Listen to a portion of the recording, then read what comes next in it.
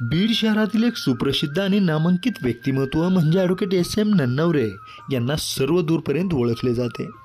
धार्मिक आणि सुसंस्कृत अशा कुटुंबामध्ये त्यांचा जन्म झालेला आहे. एकत्र कुटुंब पद्धतीमध्ये ते लहानाचे मोठे झालेले आहेत.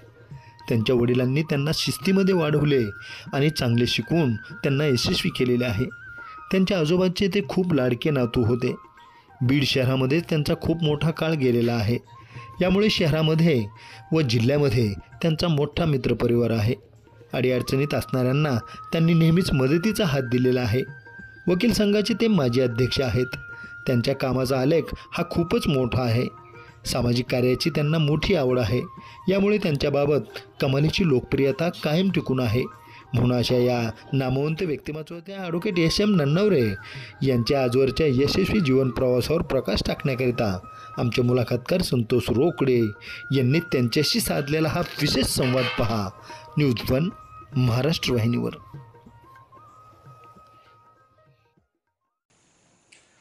मला कोणी सांगावं की पुण्य म्हणजे नेमकं काय. मला असं वाटतं की पुण्य करायचं म्हणजे नेमकं काय करायचं. तर कोणी म्हणतं की जेवणाच्या पंक्ती उठवा म्हणजे तुम्हाला पुण्य मिळेल, अन्नदान करा, नाही का. परंतु हे जरी खरं असलं तरी आयुष्यामध्ये लोकांना पंक्तीत बसवणे म्हणजे त्यांना मान देणे, त्यांना न्याय देणे हे सुद्धा फार मोठं पुण्य आहे. आणि ज्या वेळेला आपण काहीतरी चांगलं करत जातो हे सगळं पुण्यामध्ये येऊन बसतं. आणि माणूस जेव्हा जीवन जगायला असतो तर अपेक्षा काय असते त्याला किंवा त्याच्या आईवडिलांना किंवा समाजाला की बाबा रे चांगला राहा आणि चांगलं काहीतरी दे. आयुष्यभर या ठिकाणी प्रामाणिकपणे प्रवास केला, अगदी विधी क्षेत्रामध्ये सुद्धा एक चांगलं नाव कमावलं आणि जसं जमेल तसं या ठिकाणी लोकांना मदत केली.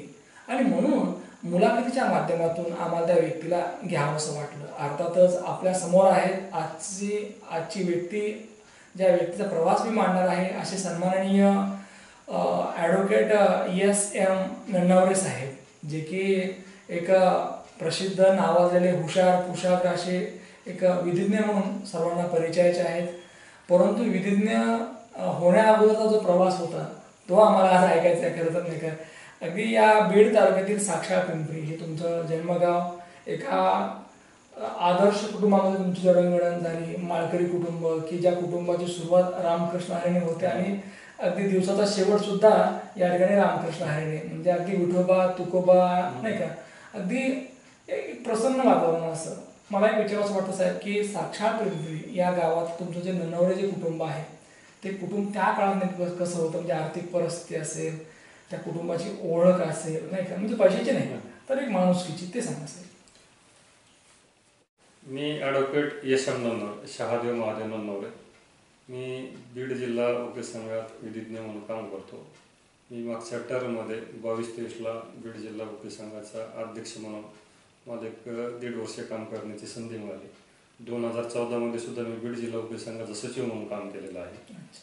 आणि सध्या मी आपलं बीडचं लॉ कॉलेज आहे त्या लॉ कॉलेजच्या लॉ स्कूल बोर्डवर माझ्या आता 2 महिन्यापूर्वी भाईसाहेबांकडून आमच्या कामाची दखल घेऊन मला त्या लॉ कॉलेजच्या बोर्डवर काम करण्याची संधी. निश्चितच हे सगळं कौतुकास्पद आहे. पण आम्हाला ऐकायचं की साक्षाळ पिंपरी या गावातलं जे बालपण होतं तुमच्या कुटुंबाचं ते सांगा सर. हां, तसं मी तुम्हाला आत्ता सांगितलं की तसं मूळ साक्षाळ पिंपरी हे माझं गाव नव्हतं. आमचं मूळ गाव हे आरंगाव, तालुका जामखेड. अच्छा. आणि मग तिथून आमचे वडिलाचे आजोबा हे थोडेसे वारकरी संप्रदायातले असल्यामुळं नारायणगडच्या महाराजाबरोबर नारायणगडचे सेवेकरी म्हणजे आमच्या वडिलाचे आजोबा नारायणगडवर आले. आणि नारायणगडवरती देवाची पूजा पाठ सेवा अर्चा करत असताना त्यावेळेच्या महाराजांनी आमच्या वडिलाचे आजोबा यांना म्हणजे साक्षाळ पिंपरी तालुका बीडमध्ये एक 10-12 एकर जमीन दिली. आणि मग आमचं कुटुंब असं त्या ठिकाणी स्थायी झालं. सेवा वाया जात नाही. जेव्हा तुम्ही मनातून सेवा करता ना त्या सेवेचं फळ तुम्हाला तर मिळतं, पण अनेक पिढ्यांना मिळतं. म्हणून चांगली सेवा करा, गडाची सेवा करता यावी, देवाची सेवा करता यावी म्हणून तुमची पूर्वज इकडे आले. आणि महाराजांच्या कृपेने साक्षात पिंपरी या ठिकाणी जमीन देखील भेटली कसण्यासाठी. तर एक विचारावं वाटतं की तुमचं जे कुटुंब त्या काळात म्हणजे तुम्हाला जिथून कळतं तिथून नाही का, म्हणजे तुमच्या कुटुंबाची ओळख म्हणजे नवरे कुटुंब जे आहे त्या कुटुंबाची ओळख तुमच्या वडिलाबद्दल आईबद्दल काय सांगा? तसं आमचे आई वडील शेतकरीच, आमचं पूर्ण कुटुंब तसं शेतकरीच. पण त्याही प्रतिकूल परिस्थितीमध्ये वडिलांनी सुद्धा एक 10वीपर्यंत शिक्षण घेतलं आणि 10वीपर्यंत शिक्षण घेत असताना नन्नावर हे साक्षर पिंपरीमध्ये एकच कुटुंब सुरुवातीचं, म्हणजे वडील वडिलाचे 2 भाऊ, त्यांचे सख्खे 2 चुलत भाऊ, हे 5 भावाचं कुटुंब 1985 पर्यंत मला कळतं तेव्हापर्यंत एकत्र राहिलं. म्हणजे खटलं होतं त्याचं एकत्र राहण्याचं कारण असं होतं, गावामध्ये एक घर आणि एकामेकाला सहाय्य करण्याच्या दृष्टीने किंवा कुटुंबाचा विकास होण्याच्या दृष्टीने. तर आमचे एक मोठे चुलत चुलते शाहूराव नन्नावरे आणि आमचे वडील महादेव नन्नावरे कुटुंबातले 2 ज्येष्ठ व्यक्ती आणि ह्यांच्या सल्ल्याने सगळ्या कुटुंबाचा कारभार आमचा चालवतो. प्रतिकूल परिस्थितीमध्ये सगळ्या चुलत्यांनी कष्ट केलं. मधल्या पिरियडमध्ये आमच्या वडिलाचं थोडंफार शिक्षण झाल्यामुळं साधारण एक 96पर्यंत, म्हणजे 96च्या मागच्या 7-8-10 वर्षाचा काळ वडिलांनी आदरणीय आपले बीड जिल्ह्याचे ज्येष्ठ नेते जे होते शिवाजीराव पंडित यांच्याशी थोडंसं त्यांचं जाणं येणं प्रश्न उठून असल्यामुळं दादांनी पण सुद्धा आमच्या वडिलांना थोडंसं त्या परिस्थितीमध्ये त्यांच्या जवळचे संबंध असल्यामुळे त्यांच्या कुटुंबाचे जड घडणे ह्या सुद्धा कुटुंबाचा निश्चितपणे आहे. आणि वडिलांनी छोटीफार त्या काळामध्ये दादाच्या काळामध्ये काही प्रमाणात गुत्तेदारी केलेली आहे. अच्छा, मला ओबीचा विचार असं वाटतं की तुमच्या कुटुंबाचं जे काही आहे अगदी येणं जाणारा म्हणतो ना तुमच्या वडिलांचं वगैरे अगदी पंडित कुटुंबाशी, आणि मला असं वाटतं की आपली उडबस जिथं असते तिथनं आपल्याला बऱ्याच काही गोष्टी मिळालेल्या असतात, चांगला मार्ग सापडतो नाही का, कारण चांगल्याची संगत असावी. अगदी एका चांगल्या संगतीमध्ये चांगल्या कुटुंबामध्ये तुमच्या कुटुंबाची अगदी अटॅचमेंट झाली आणि खऱ्या अर्थाने मी म्हणतो की एक नवीन वळण भेटलं. खरं तर मला एक विचार असं वाटतं की खटल्यामध्ये राहणारी जी मुलं असतात नाही का, वावरणारी मुलं किंवा वाढणारी मुलं यांच्या संस्कार वेगळे असतात, त्यांना माणुसकी असते, त्यांना सगळ्याच गोष्टी करतात. आणि जी मुलं लहान कुटुंबात राहतात म्हणजे शॉर्ट फॅमिलीमध्ये त्यांना फक्त आई आणि वडील एवढे माहीत असते नाही का, परंतु ती नशिबान असतात की आजी आजोबा चुलता चुलती आई वडील या चुलत भावंड नाही का, म्हणजे एकी. तर तुमचं जे बालपण गेलं एका खटल्यामध्ये एकत्र कुटुंबामध्ये ते कसं होतं नेमकं ते सांगा. बालपण म्हणजे साहजिकच एकत्र कुटुंब असल्यामुळे सगळ्याच एक प्रकारचा धाक असायचा. शिक्षणापासून तुमचे रोजचे ज्या सवयी असतात किंवा कामाची पद्धती असतात, एक प्रकारचा धाक आणि एक प्रकारचं प्रेम आणि आनंद तेवढंच त्या कुटुंबात असायचं. कारण फारसा स्वार्थ असं काय आम्हाला त्यावेळेला असं काही वाटत नाही. प्रत्येकाने आपापलं काम करायचं, प्रत्येकाने कौटुंबिक जबाबदारी घ्यायची आणि त्या कौटुंबिक जबाबदारीतून लहानपणी आमच्या ग्रामीण भागामध्ये 5वीपर्यंत शिक्षण जरी झालं तरी आम्ही कुटुंबाला शेतीमध्ये कधी कधी मदतही करू लागायचं. मग मदत कुठल्या प्रकारे, मोठं कुटुंब असल्यामुळे घरी साहजिकच मोठ्या प्रमाणात जनावरं होते, म्हशी होत्या आणि मग सुट्टीच्या दिवशी हे काम कधी लागायचे. मग आईने वडिलांनी चुलत्या सांगायचे आज तुम्ही सुट्टी आहे तुम्हाला, तुम्ही जनावरं सांभाळा. कधी कधी जे दारे धरणं होतो म्हणजे रान भिजवणं होतं, पिकाला पाणी देणं, असे सुद्धा बालपणात काम केलं. पण असं फारसं काही त्या टायमाला असं खटलं जे टिकून राहतं त्याला एक कारण असतं की खटले एका व्यक्तीच्या पाठीमागे चाललेले असतात, आपण करता माणूस म्हणतो. आता तुमच्या घरामध्ये त्या काळामध्ये म्हणजे करता पुरुष कोण होता की ज्याच्या पाठीमागे सगळं चालायचं? तसं करता पुरुष म्हणून आमचे वडीलच होते. आमचे 2 वडिलाचे चुलत भाऊ जे होते ते सुद्धा वडिलाच्या सल्ल्याने सगळा कारभार करायचे. म्हणजे वडील या ठिकाणी कुटुंब चालवायचे, सगळी माणसं त्यांची ऐकायची. खूप मस्त होतं ना ते, मस्त. एका व्यक्तीने कारभार बघायचा, एका व्यक्तीने कारभार आणि कुटुंबाने त्याच्या प्रत्येक निर्णयाला पाठिंबा द्यायचा. आणि ते पाठिंबा देत असताना ते निर्णय चुकीचा असेल किंवा बरोबर असेल, चुकीचा तर काहीच नव्हता, फक्त जी भूमिका घेतली तर त्या भूमिकेला त्या कुटुंबाने पाठिंबा दिला, बऱ्यापैकी प्रगती. मला असं वाटतं की घरामध्ये जो कारभारी असतो त्याच्या पाठीमागे चाललेलं बरं असते, कारण का बाकीच्या लोकांना फार टेन्शन नसतं, कारण जे काय टेन्शन असतं ते कारभाराला असतं. तर ते सगळं कुटुंब वडिलांच्या निर्णयाप्रमाणे चालायचे. लहानपणी ज्या कुटुंबात तुम्ही वाढलात नाही का, अगदी सगळ्यांचे अगदी जे काही स्वभाव असतात ते आपल्याला माहीत झाले असत. तर एक सांगा की त्या काळामध्ये तुम्ही जे तुम्हाला ते प्रेम लाभलं काकांकडनं असेल किंवा काकू असेल, आजी आजोबा, ही कशी होती माणसं नेमकी त्या? नाही नाही, माणसं फार जीव लावणार होते, म्हणजे आपल्याला ठेस लागली की त्यांना दुःख पोहोचणार असे म्हणजे त्या टायमाला कुठल्याही सुखदुःखाची काही घटना घडली की अख्ख्या कुटुंबाने धावून येणार किंवा एखाद्याच्या प्रकृतीबद्दल काय असलं तर सगळ्या कुटुंबाने काळजी घेणं. आणि एखादा कोणी घरात जर आजारी असला तर ते एक प्रकारचं सगळ्याच कुटुंबाला एक प्रकारचं दुःख किंवा ते वकील साहेब, तुम्हाला या पूर्ण एकत्र फॅमिली असताना सगळ्यात जास्त प्रेम माया कोणी केली?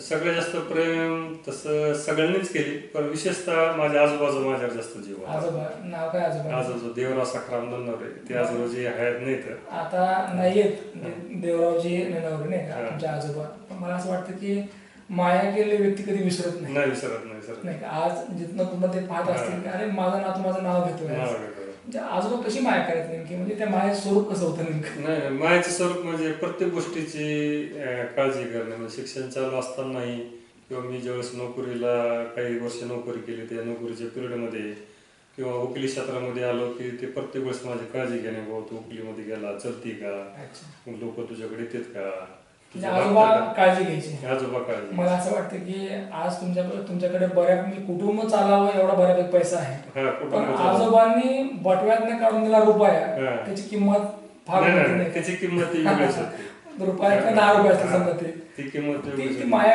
आता नाही.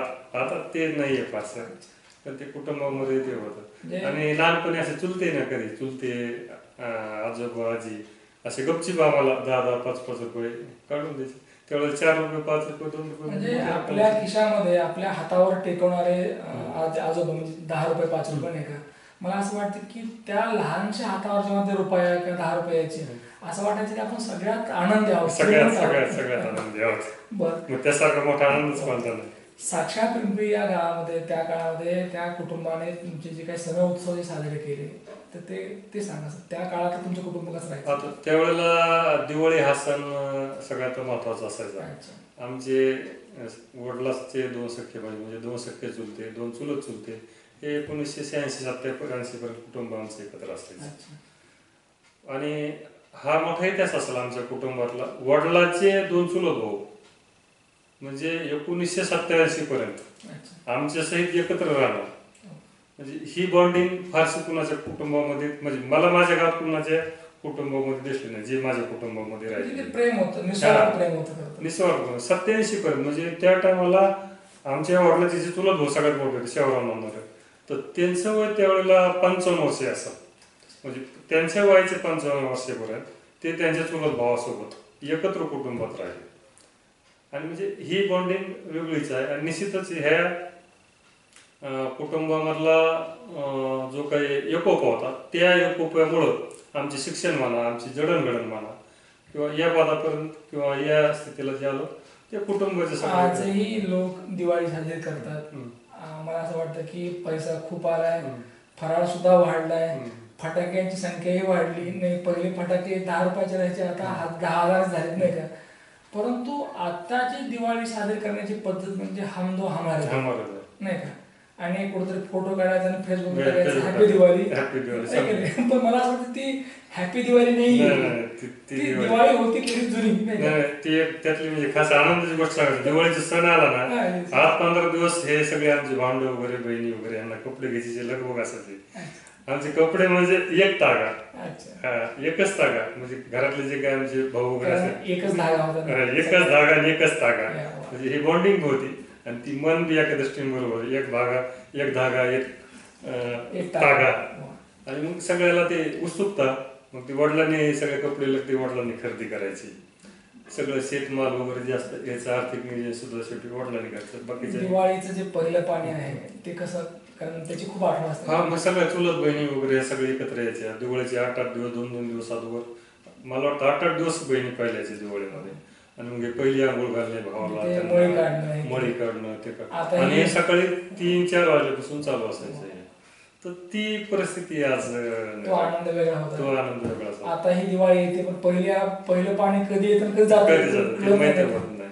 आणि ती आताची दिवाळी असल्यासारखं वाटत नाही, म्हणजे हे सगळे एकत्र येत नाही. आता म्हणजे आम्ही सगळे पहिले चुलत चुलते हे सगळे चुलत बहिणी एकत्र असताना आज आम्ही शक्य होऊ सुद्धा एकत्र येऊ शकत नाही. म्हणजे एकत्र असलं पाहिजे आणि एकत्र असण्यामध्ये एक वेगळी मजा असते. मजा. मला वकील साहेब विचार असं वाटतं की एकत्र कुटुंबामध्ये ही जडणघडण झाली, अगदी लहानाच्या मोठे झाला, तर शिक्षणामध्ये कसं म्हणजे वातावरण होतं, म्हणजे शिक्षणाकडे तुमच्या भावंडांच्या कोणी अगदी जास्त लक्ष दिलं? शिक्षणाच्या बाबतीत आमचे जर वडील जर सोडले तर फारसं जे चुलते होते त्यांना फारसं काही शिक्षणाच्या बाबतीत त्या काळाला एवढं काही गंभीर वाटत नव्हतं. परत आमच्या वडिलांमध्ये नेहमी सतत बीडला येणं जाणं असायचं.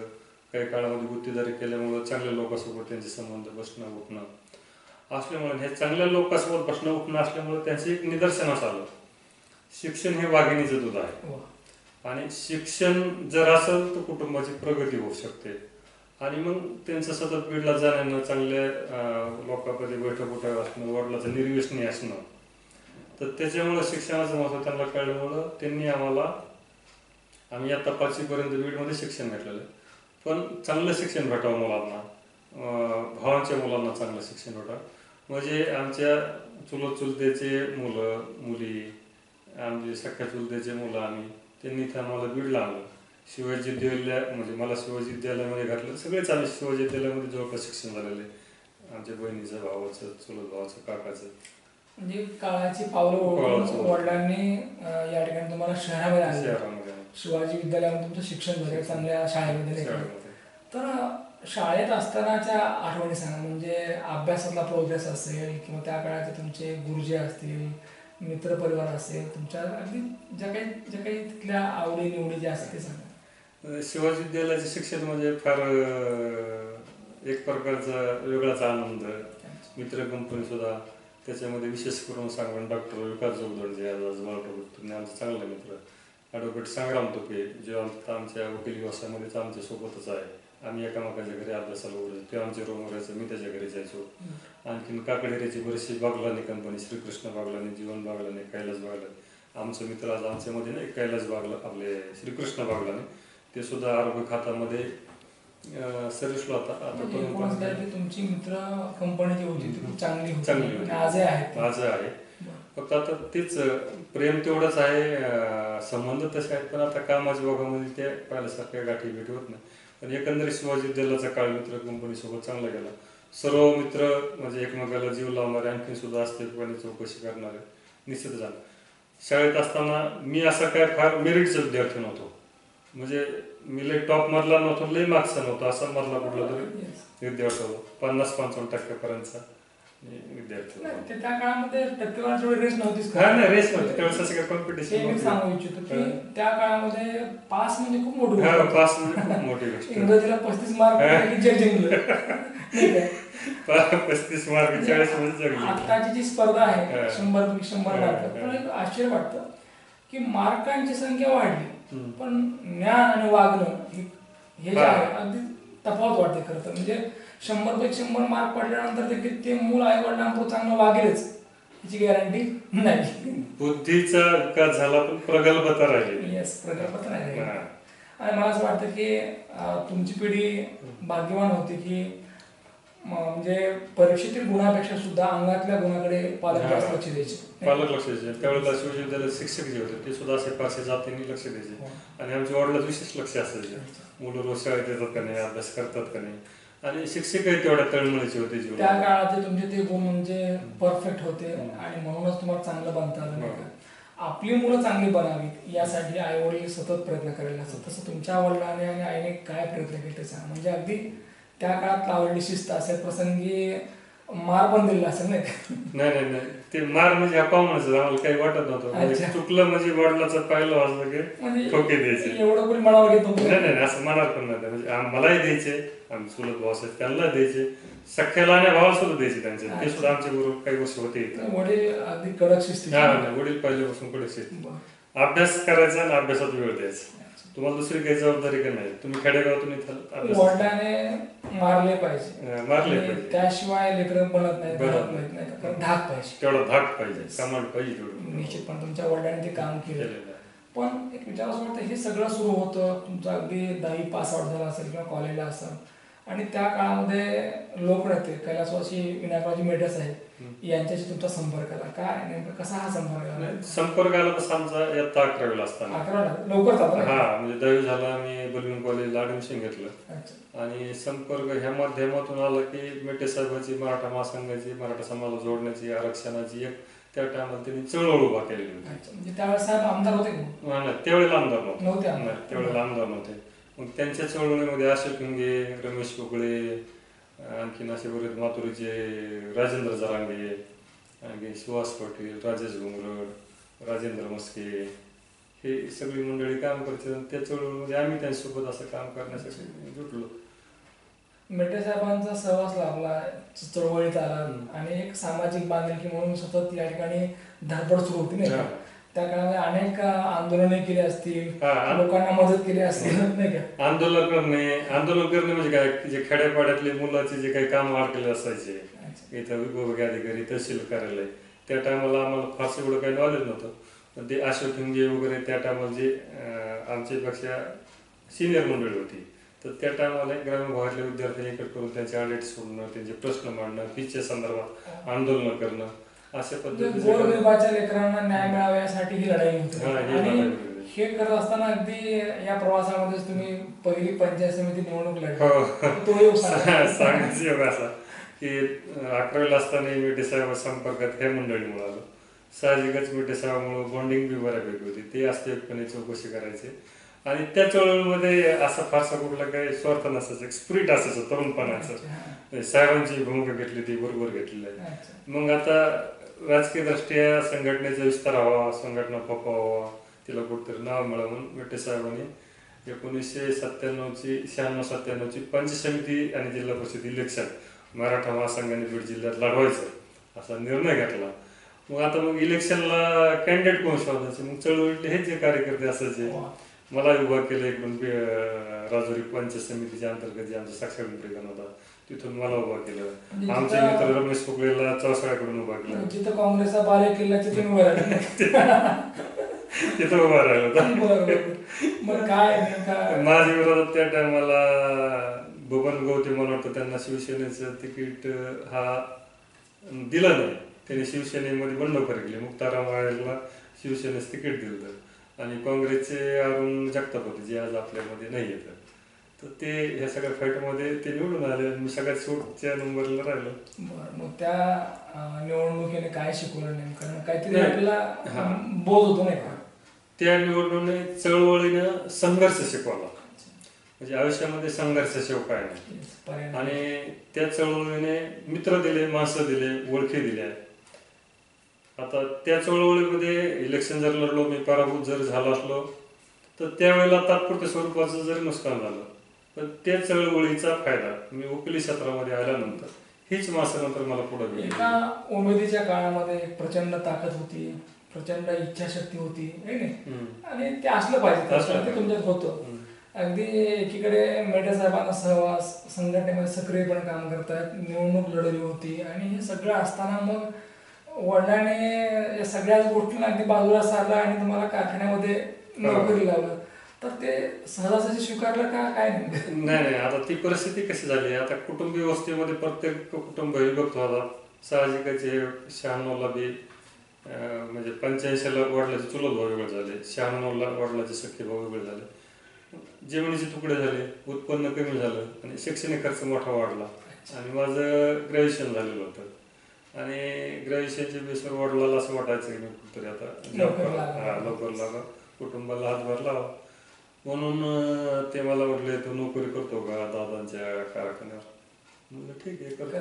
वडिलांना तुमच्या परिस्थिती माहिती होती काय झालं, कारण एक भाऊ इंजिनिअरिंगला लागला होता आणि एक भाऊ फार्मसी करत होता. आणि मला त्या काळाला वाटलं नाही, आनंद वडिलाचा जो विषय होता आनंद स्वीकारला.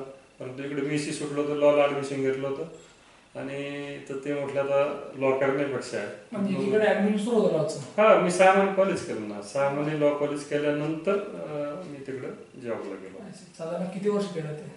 मी ते 98 ते 2000 डिसेंबर 2004 पर्यंत 5-6 वर्ष केलं काम. 4-5-6 वर्ष काम केलं. 6 वर्ष काम केलं, अगदी अच्छा, तर पगारही चांगला असेल बऱ्यापैकी त्या हा, काळात. त्यावेळेला 4,500 पगार म्हणजे बऱ्यापैकी हा, होता. मग म्हणजे आम्हाला काही खर्चच नसायचा ना. एक 400-500 रुपये महिन्याला खर्च आणि बाकीची शिल्लक अच्छा, रक्कम म्हणजे उरायची. तिथं आणि क्वार्टर ते- वगैरे असेल तुम्हाला. हा, तिथे राहायला क्वार्टर होते, तिथे क्वार्टरला ज्या वेळेला तुम्ही लॉ पूर्ण केला आणि इकडे नोकरी सुरू होती आणि मग कधीतरी एक निर्णय घेतला म्हणजे 2004 मध्ये की आता ही नोकरी नको बा, आता आपल्याला प्रॅक्टिस करायची. ज्या वेळेला वडिलांना तुम्ही सांगितलं असेल की मला हे असं करायचं, तर वडिलांची काय होती प्रतिक्रिया नेमकी? नाही, त्याच्यामधला काय मी मला एक ट्विस्ट सांगतो. मी नोकरी करत असताना ते एक वसमाचे एक पूर्ण सहकारी कारखाना, मला वाटतं जयप्रकाश दांडेगावकर अच्छा, बरं.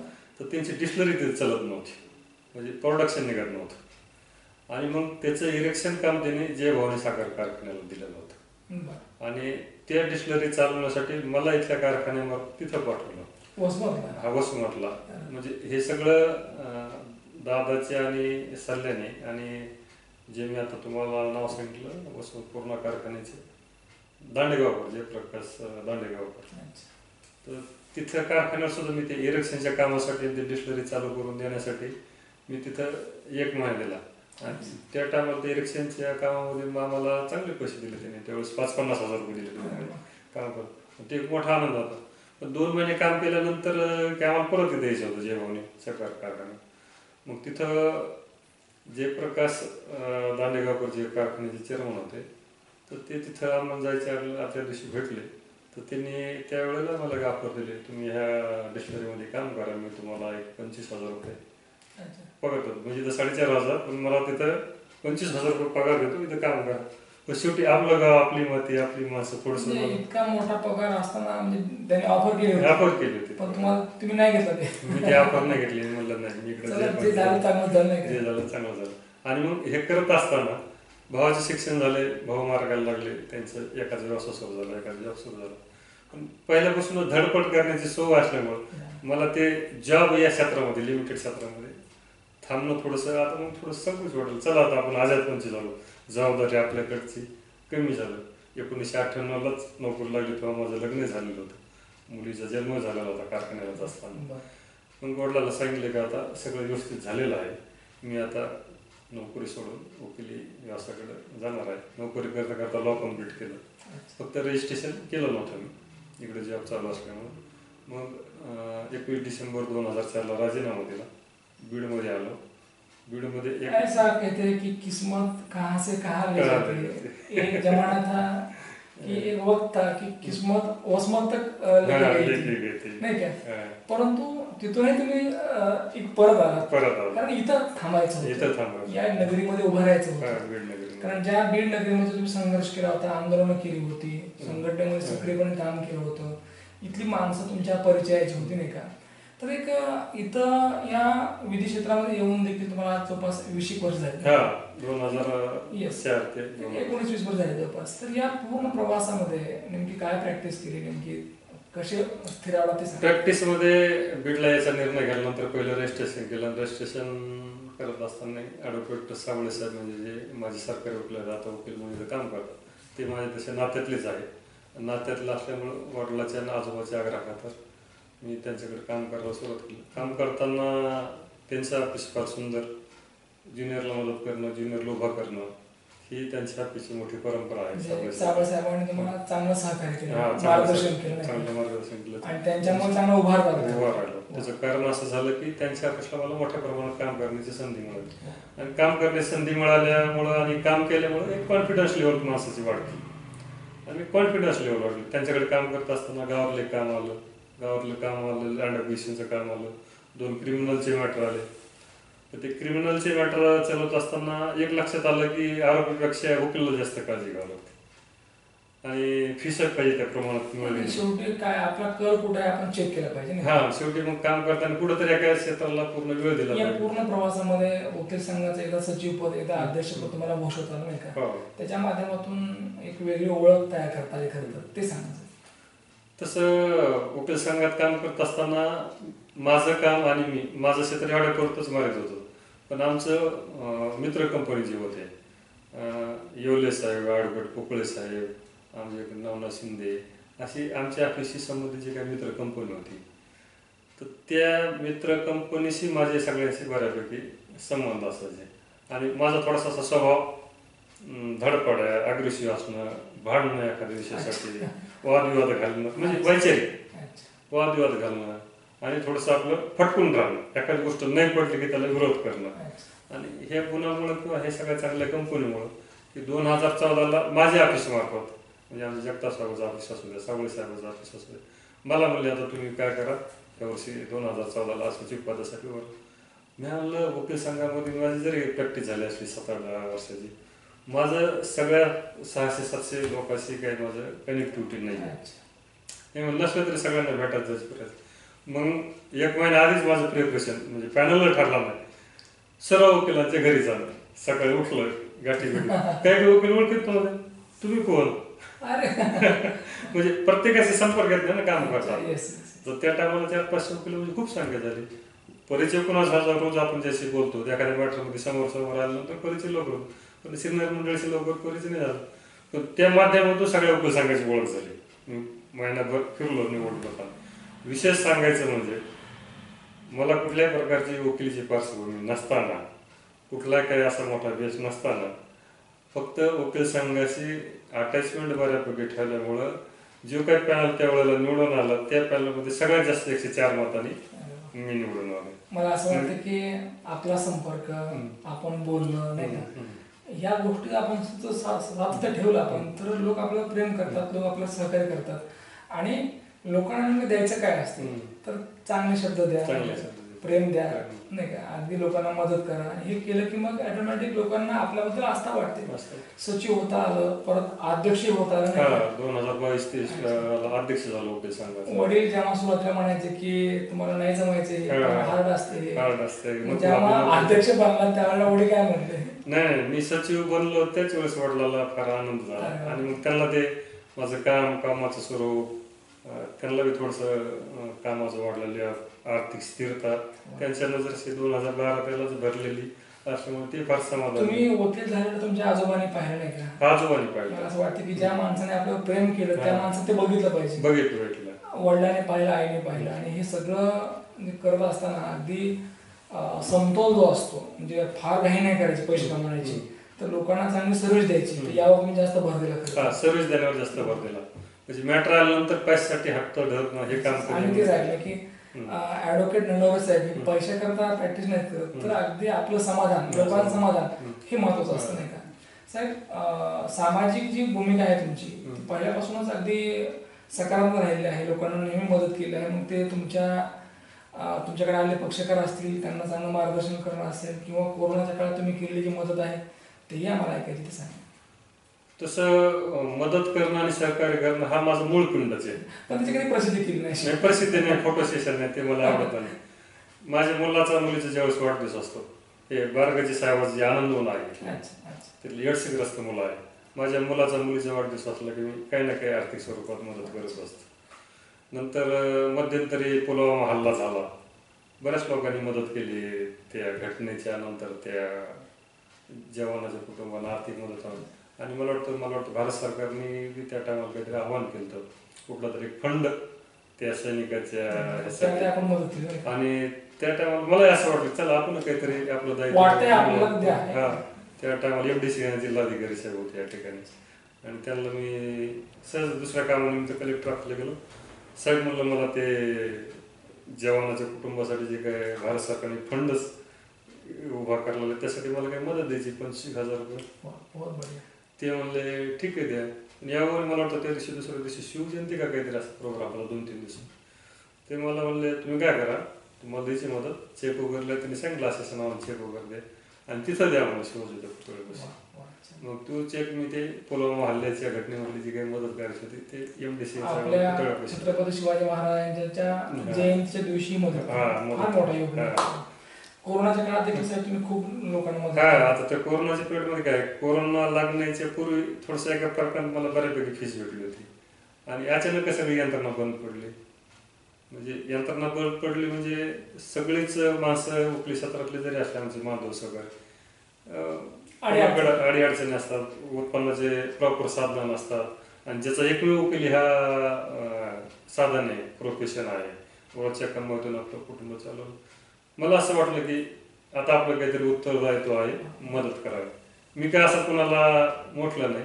मी फक्त ग्रुपवर मेसेज टाकला की मला अशी मदत करा, जे कोणी इच्छुक असतील असं किराणा दुकान आहे तिथून ती मला असं वाटतं की म्हणजे फक्त तुम्ही मेसेज हा, टाकला message बाबांनो टाकला. कोणाला Photo अडचण वगैरे असेल तर नाही. या, आहे का नाही? हा. मग त्यासाठी दुकानला सांगून दुकानात दिलं जा आणि घ्यायची घ्या. किती मोठं म्हणे. आणि त्याप्रमाणे अगदी तुमच्या गावाकडे देखील तुमच्या वडिलांनी इच्छा व्यक्त केली होती की जसं इथं मदत केली आहे गावाकडे पण करा. तर गावाकडे काय ते केलं? मग ते वडिलांना कळलं मी असं इथं थोडस मदत केली. मग ते म्हणले गावाकडचं काय कुटुंब आहे, त्यांना काय मदत करा म्हटलं. मी म्हणलं मी काय येणार नाही, तुमच्या लेवलला तुम्हाला कोणाला मदत करा वाटत ते बघा. मग वडिलांनी काहीतरी आपला त्यांच्या लेवल मी पैसे दिले त्यांच्याकडे, त्यांनी किट वगैरे बनवून काहीतरी जे गरज होते मला असं वाटतं त्यांना. की त्या दिवशी वडिलांना देखील खूप समाधान वाटलं असेल हा. की मला असं वाटतं की तुम्ही पहिल्यापासून जबाबदारी स्वीकारली. काय पाहिजे बस अगदी इकडं लॉ पूर्ण झाला असताना सुद्धा फक्त कुटुंबासाठी तुम्ही ती नोकरी पत्करली आणि भावाला शिकवलं नाही का, त्यांना मदत केली, ते उभे राहिले आणि परत तुम्ही तुमचा विचार केला. मला असं वाटतं की पहिल्यापासून तुम्ही इतरांचा जास्त विचार केलाय आणि त्यानंतर आपला नाही का? कारण संघटनेमध्ये जी माणसं काम करतात ना त्यांना संघटन कौशल्य आलेले असते आणि ती माणसं सतत इतरांचा विचार करून जगायला असतात आणि म्हणून ती माणसं श्रेष्ठ असतात. साहेब एक विचार असं वाटतं की आजवरचा हा जो प्रवास आहे या विधी क्षेत्रातला असेल किंवा पूर्ण प्रवास, एक जे तुम्ही यश मिळवलं आहे बऱ्यापैकी, जे नाव कमावलं आहे, या पूर्ण प्रवासाचं या यशाचं श्रेय आपण कोणाला देऊ इच्छितात, म्हणजे कोणामुळे घडलं सगळं? नाही, हे श्रेय म्हणजे कुठल्या एका व्यक्तीचं नाही. माझ्या आजोबाजीपासून माझे चुलते, माझे आई वडील, प्रतिकूल परिस्थितीमधून मला शिकवण्याचा यांनी घेतलेला निर्णय की कुटुंबातल्या सगळ्या घटना घेतल्या शिकवायचा निर्णय. शिकल्यामुळं म्हणजे मी गावातून बीडला शिकलो आणि कुटुंब अडचणीच्या काळात खंबीरपणे उभं राहिलं, तर हे श्रेय मी निश्चित त्यांना द्या. अडचणीच्या काळामध्ये मला ज्या ठिकाणी जॉब मिळाला आदरणीय दादा, की त्यांचा बी मला जे या ठिकाणी केलं त्यांचा बी थोड्याफार प्रमाणात काय अडचणीत जी माणसं आपल्याला मदत करतात ती माणसं आपल्यासाठी देव असतात. हा, देव असतात. म्हणजे सगळेच आहे, आजोबा जी आहे, आई वडील आहेत, आदरणीय दादा आहेत, मित्र कंपनीच्या माध्यमातून त्या चळवळीच्या माध्यमातून मला कामं भेटले त्यांच्या संपर्काप्रमाणे. तुमचे गुरुवारी मार्गदर्शन साबळे साहेब, हा, साबळे साहेबांमुळं किंवा आपली मराठा महासंघातली चळवळीची जी मित्र होती त्यांच्यामुळे मला काही कामं मिळाले. प्रतिकूल परिस्थितीमध्ये ही सगळी मंडळी सुटी आलीच नव्हतं आणि प्रतिकूल परिस्थितीमध्ये सगळं घडलं. आणि अध्यक्ष म्हणून काम करताना माझं काम बहुतेक भाईसाहेबांना योग्य वाटलं असावं. त्यांनी नंतर मला लॉ कॉलेजच्या बोर्डवर आता जस्ट 1-2-3 महिन्यापूर्वी लोकल बोर्डवर मला मंत्री सदस्य म्हणून मला त्या ठिकाणी माझी नेमणूक केली. या सगळ्यांचे आशीर्वाद राहिले. सगळ्यांचा आशीर्वाद राहिला. सबकी दुआ जर असेल तर मला असं वाटतं की माणसाला दवा लागत नाही तर दुआ पाहिजे. कारण दवा फक्त काय करते की तात्पुरतं दुखणं थांबवते फक्त, पण दुखणं जात नाही. परंतु जर अनेकांची या ठिकाणी तुम्हाला जर दुआ असेल तर निश्चितपणे या जगण्याचं सार्थक होतं. आणि मग जगायचं कशासाठी याचं उत्तर मिळतं. कारण आपल्यासाठी, आपल्या पोटासाठी, हम दो हमारे दो साठी जगणारे खूप आहे. परंतु हे सगळं माझं आहे, माझे आई वडील, माझा गाव, माझी माणसं, असं म्हणून जी माणसं जगतात ती माणसं माणसातली असतात. आणि म्हणून अशी माणसं मुलाखतीसाठी आम्ही निवडलेली असतात. मला असं वाटतं की माणसातला एक सज्जन माणूस, एक देव माणूस म्हणून ज्याची ओळख आहे असं हे सुंदर असं व्यक्तिमत्व सन्माननीय ॲडव्होकेट SM ननवरे साहेब यांची घेतलेली मुलाखत, त्यांच्या जीवन कार्यावर आम्ही जो प्रकाश टाकलेला आहे तुम्हाला आवडला असेल. परत भेटूया पुढच्या मुलाखतीमध्ये. तोपर्यंत पाहत राहा न्यूज 1 महाराष्ट्र. धन्यवाद.